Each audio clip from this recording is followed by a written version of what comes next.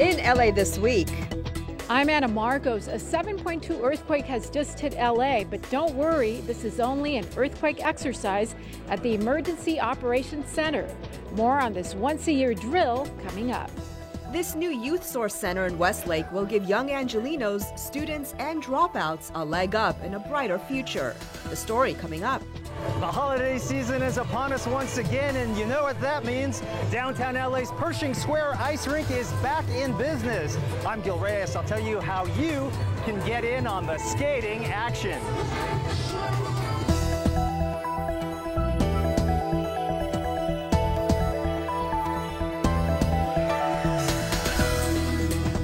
Hello and welcome to LA This Week. Thanks for joining us. I'm Yana Kay. A new push by Councilmember Jose Huizar and community groups aims to protect residents from unfair evictions. Anna Marcos was there as the Know Your Rent Control Rights effort hits the road. Councilmember Jose Huizar is on foot in this door-to-door blitz in Boyle Heights. His mission to let every renter know their renters' rights in this mostly immigrant community. 88% of the rented units in Boyle Heights are rent-controlled, but as more high-income residents start to move in, community advocates say they are getting more complaints by renters about unfair landlord practices. I was told by many residents here that even if they are protected or the tenants are protected by rent control, many of the residents were feeling pressure by their landlord to move on, and they're using illegal tactics to have the tenants move on. Sometimes the landlord threatens individuals that they will report them to ICE. Rent control policies exist to protect our most vulnerable community members from being displaced from their homes and possibly becoming homeless. About 16,000 of the units here are rent-controlled under the city's Rent Stabilization Ordinance, which protects multi-unit housing that was built before 1979. So far, the Know Your Rent Control Rights campaign has reached families in close to 6,500 units. Advocates plan to reach all the units in the next few months. Although we started this program, the Know Your Rights campaign, with volunteers, we are announcing today that we have hired individuals to do the walking now, because these are individuals who also care about the community and want to do something about it. The hope is the information shared or the flyers left behind will keep many residents from finding themselves unfairly thrown out on the street. I'm Anna Marcos for LA This Week. And by the way, if a landlord does evict you under the Ellis Act, which allows them to turn their units into market rate housing, they must pay the tenant a hefty relocation fee. Well, how will the city of LA respond to a mass catastrophe? Well, city leaders found out as the Emergency Management Department launched its once-a-year exercise at the Emergency Operations Center. Anna Marcos takes us there. It's about the worst type of disaster that LA emergency crews can face, a level 3 catastrophe, in this case a 7.2 earthquake. The nerve center in this scenario, the city's Emergency Operations Center. But don't worry, this is only a drill.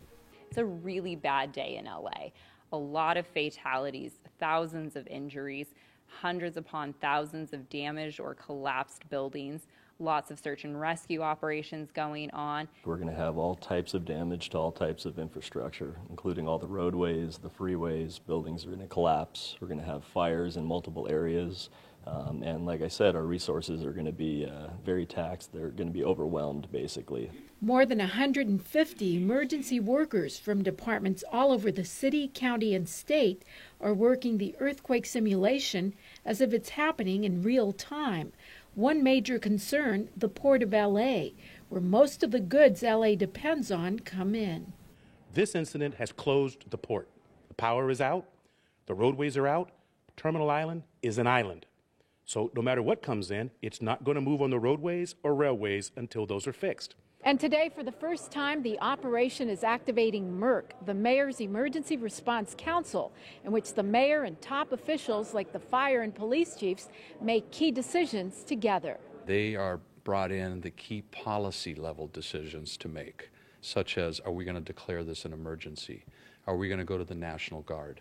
Are we going to impose curfews? We need to know whether Red Cross has sent the shelter manager. Another first, LA is the only city to have a business operations center, which partners with local businesses and groups to get supplies, shelter, and services needed in times of emergency. Our private sector partners immediately began rolling very large trucks full of emergency supplies within minutes of the event. The earthquake exercise did flesh out some weaknesses, like the need for better communications between different agencies.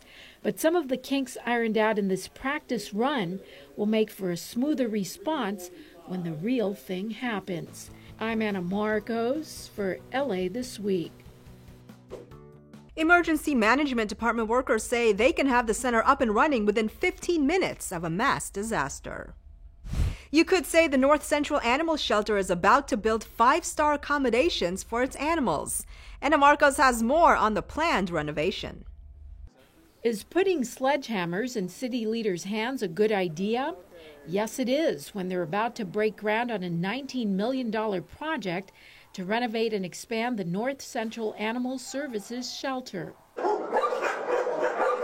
This is one of our 3 largest shelters, and lots of activity here, lots of foot traffic. I'm excited to say that it's not just for us, but for our pets as well. Let's be clear here, animals play a major role in all the families of our district, of our city, and in our country. So in the next 2 years, you will see the outside of this shelter go from this to this. Reception, offices, and medical areas will also see a transformation, and the lobby will also go state-of-the-art. For dog kennels, here's before and here's after. And cats, yes, you will also get a little pampering. One of the things that we want to do is make sure that there's great places to adopt animals. And we're going to be adding 8 oval-shaped community cat rooms. 4,000 extra square feet of space will be added, and there will be underground work to shore up foundations. The shelter will remain open during renovations, but once the work is done, it will be bigger, better, and more animal-friendly than ever before. I'm Anna Marcos for LA This Week. The renovation will be paid for with funds from Proposition F, passed by voters in 2000. The money has helped build, upgrade, or expand all of LA's animal shelters. A new Youth Source Center has opened the doors of opportunity for disadvantaged young people in the Westlake MacArthur Park area. Here's Anna Marcos with more on the grand opening. Anna. Yana, the unveiling of this beautiful mural is only the beginning as this Para los Niños branch opens a new Youth Source Center here in Westlake, bringing new hope to young students and their families. The Youth Source Center will provide a second chance for students who have fallen through the cracks when it comes to school, college, and careers, like this young mom and high school dropout. I'm interested in taking my high school diploma. I want to get it and I want to come to the classes too. All I'm doing is for her. It's how Para los Niños re-engages disconnected youth back to school and the workforce through academic advisement, credit recovery, mentoring, paid and unpaid internships, college preparation, job training, career readiness, job placement. Another Youth Source Center started by Para los Niños in the East Side has already seen success stories like that of Destiny Nguyen. That's a program that I went through actually last year. So I started as a youth who had no high school diploma, who was in search of housing. I'm a former foster youth. The Youth Source program has changed Destiny's life. She has graduated high school and now works as a youth ambassador for the program, helping kids like herself. It's an amazing experience to give back and to say that, I'm able to help other youths who are in need and we're not alone. But the center doesn't stop there. Parents and families can also drop in for ESL and high school completion classes so they can keep up with their kids. They receive services for school, work, they have support from their case manager, and then they go back home and then they're in that same environment, which sometimes might be toxic. So we want the parents to also be engaged. We also want to be able to support mom and dad so that we could have a successful family. This is a community of need. There are a lot of families here, a lot of young families lots of children, and, people who just need some opportunity. And opportunity around here is a daily mantra. I'm Anna Marcos for LA This Week. Program directors estimate they'll be able to help out about 1,000 kids and their families in the Westlake MacArthur Park area. And as the season of giving kicks into high gear, even more families got a helping hand as several LA City Council members handed out turkeys while honoring the generosity of a local community member. Gil Reyes has more.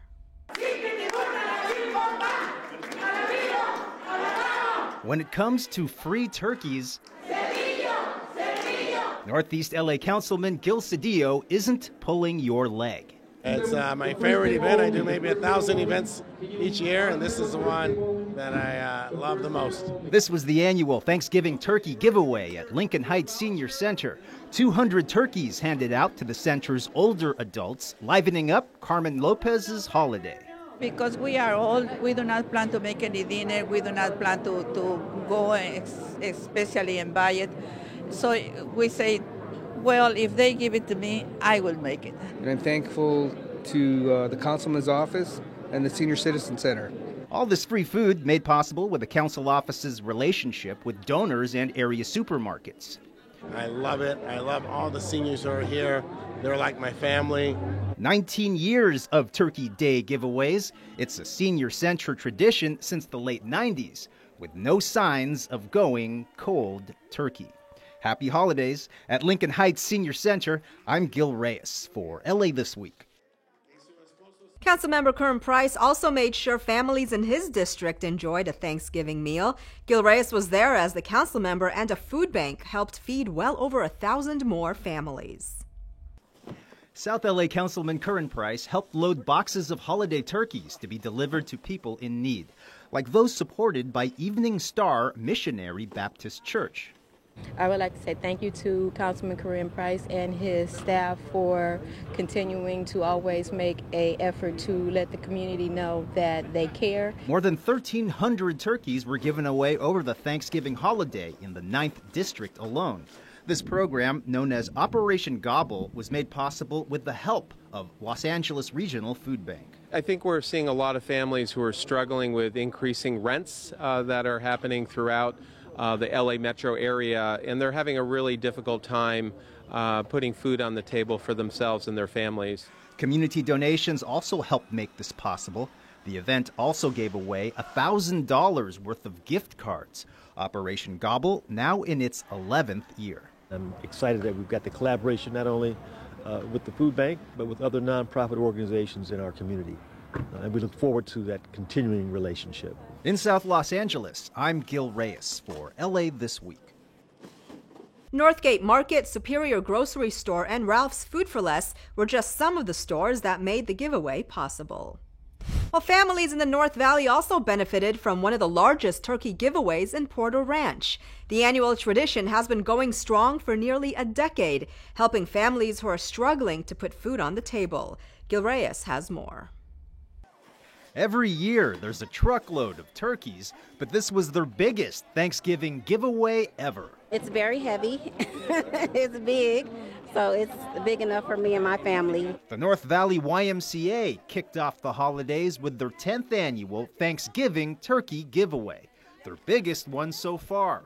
3,600 food baskets handed out, filled with stuffing, cake mix, cranberry sauce. In short, all the fixins to go with the big bird.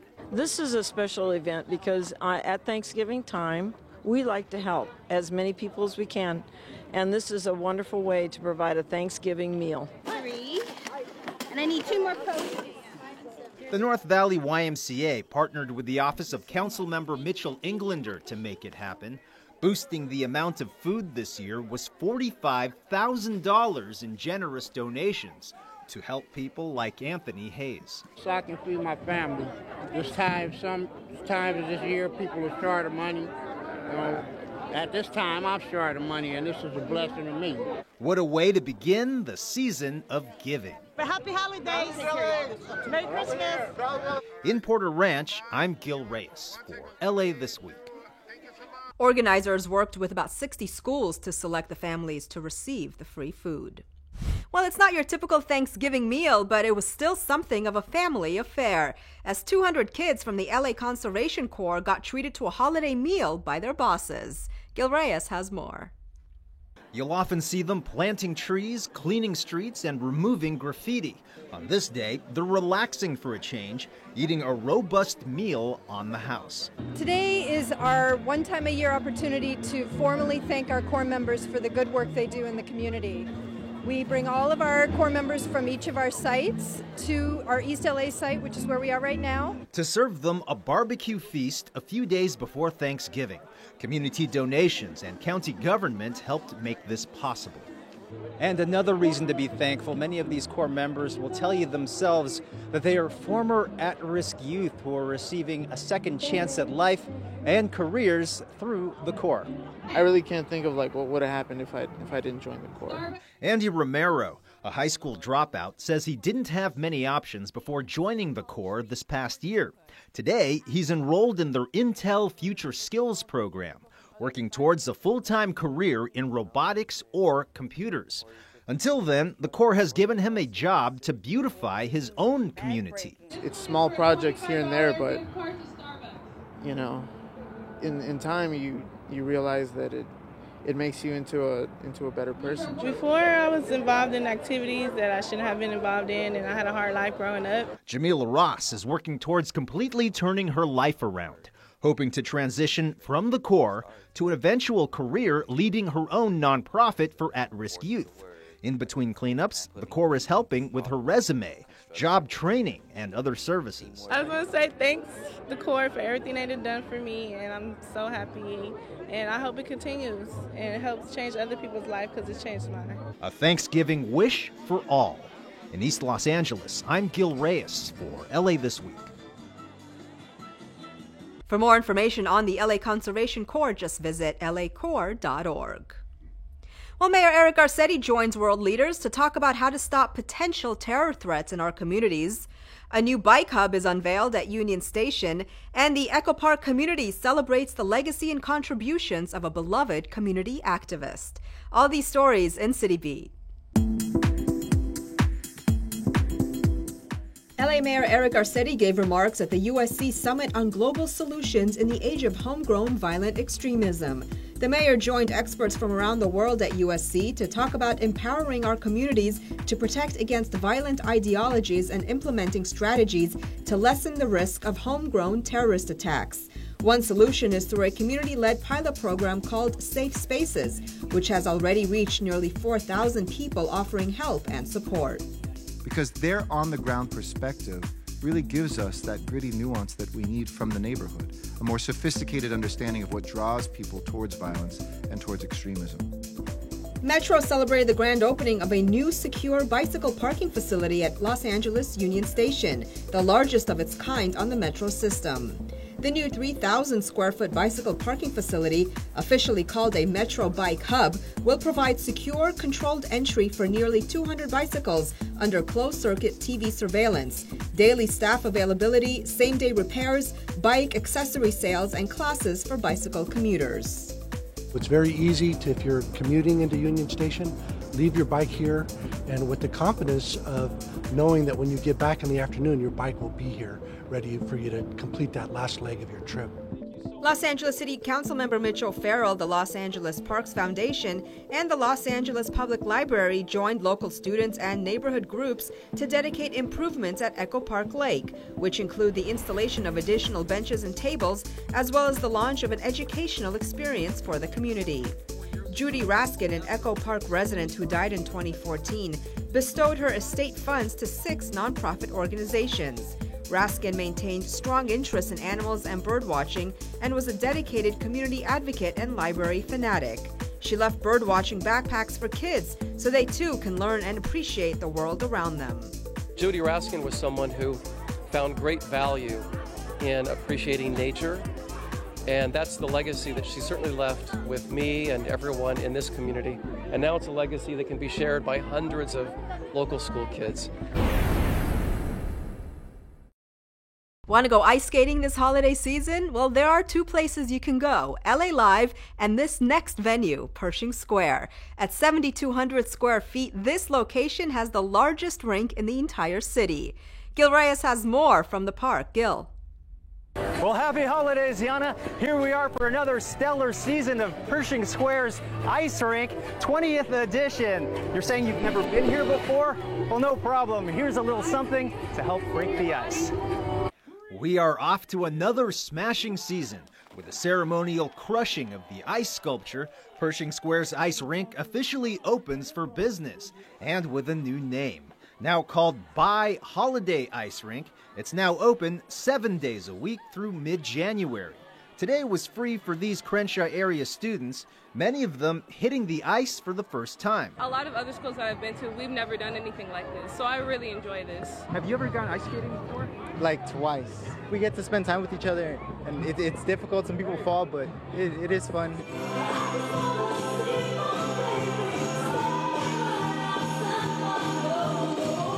California Gold Synchronized Skaters and the LA Ice Theater performers show us that practice pays off. This is the rink's 20th anniversary season.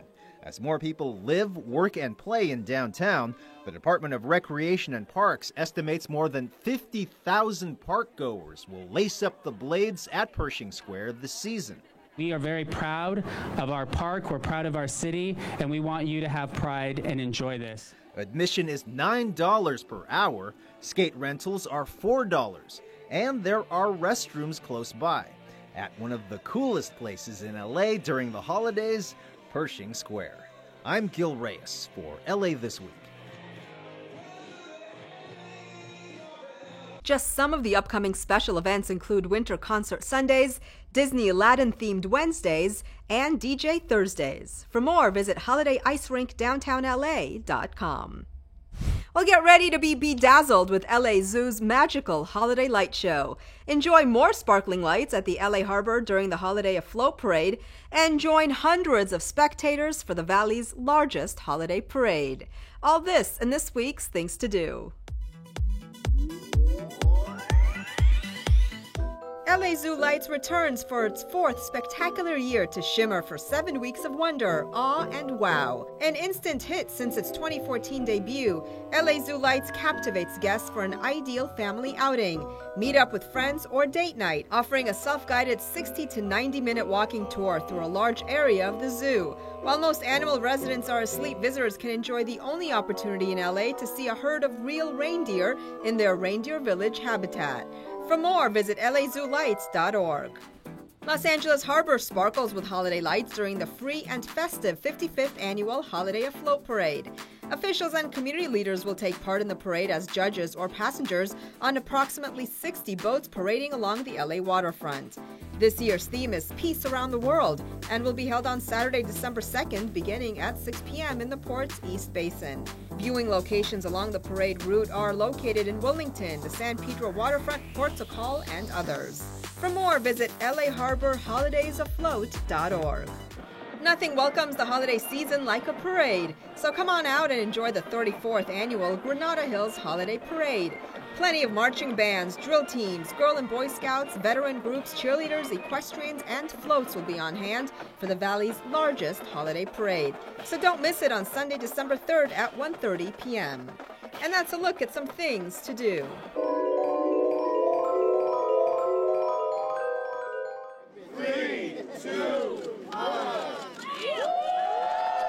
A tribute this holiday season for a businessman and hero in South Los Angeles. E.J. Jackson was best known for his huge turkey giveaways, a Thanksgiving tradition for LA families for over 30 years. More than a year after Jackson's death, city leaders give back. So my colleagues on the city council, led by the council president, helped me pass a motion to make this E.J. Jackson Square so that every year, every time anybody passes through here, they'll remember the legacy of E.J. Jackson. Started a limousine service, was very successful, and just one of those guys that believe that every time you have some success, you should share it. That legacy lives on. Jackson's daughter, Lynn Tavai, now leads the turkey giveaway. Over 12,000 turkeys with all the trimmings were handed out this past Thanksgiving with the help of donations. It gets bigger every year.